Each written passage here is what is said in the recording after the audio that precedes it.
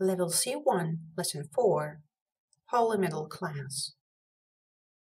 Moscow's Gorky Park used to be a place to avoid. Now it's a magnet for the Russian bourgeoisie. Gorky Park is famous for many things, not many of them good. For Muscovites, their city's biggest green space used to be known as a place of regimented Soviet-era fun, full of strolling proletarian families eating cheap ice cream to the sound of military bands. To foreigners, it was the venue and title of Martin Cruz Smith's 1981 novel of faceless corpses and cutthroat Soviet black marketeering. And then, of course, there was that Scorpion song, Follow the Moskva down to Gorky Park, listening to the wind of change, etc. To me, it was mostly famous as a place to avoid. As a young reporter for the Moscow Times back in the mid-1990s, I'd nearly been beaten up there by drunken paratroopers. Gorky Park was where poor Muscovites would take cheap dates, a wilderness of garish carnival rides, loud pop music, and overpriced kebabs. Moscow's Night Wolves biker gang, the local answer to Hell's Angels, had their lair in the park's depths, and you had to pay to go in, despite it being one of the few large public spaces in the capital. But this summer the wind of change has again come to Gorky Park.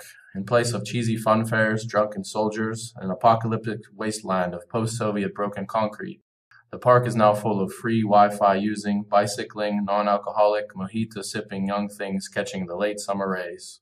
The health and safety-defying carnival rides are gone, replaced by rose gardens and fountains. They had actually been there all along, it turned out, but the rides had been built over them.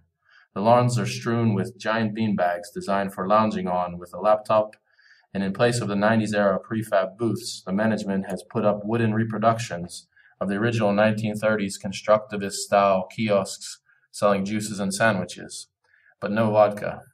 The banks of the Moscow River, which runs for 3 miles along one side of Gorky Park, has an urban beach modeled on Paris's Seine-side plagues. A couple of adventurous French women have even set up an open-air pétanque alley. Holy middle class, I thought when I saw this. Russia maybe does have a shot at becoming a normal, civilized country, rather than a kind of Nigeria with snow. Let me explain my surprise. Over the last decade and a half, Moscow has been transformed beyond recognition by a tsunami of oil money. The low-rise, once rather low-key historic downtown has been seeded with vast and garish new residential and retail developments. Tens of thousands of handsome old buildings have been demolished and rebuilt, all with the blessing of Yuri Luskov, the man who was Moscow's hyperkinetic mayor from 1992 to 2010. But despite all the money pouring into City Hall, both officially and unofficially, suffice it to say that Lushkov's wife, construction billionaire Elena Baturina, was unembarrassed by her status as Russia's richest woman. Pretty much none of it went into creating more and better public spaces. Indeed, the city seemed to do everything to squeeze the public out of as much space as possible, kicking Soviet-era children's libraries and music schools and pensioners' clubs out of the historic buildings and selling them off. It was even getting impossible to walk down the street as drivers blithely parked on the sidewalks.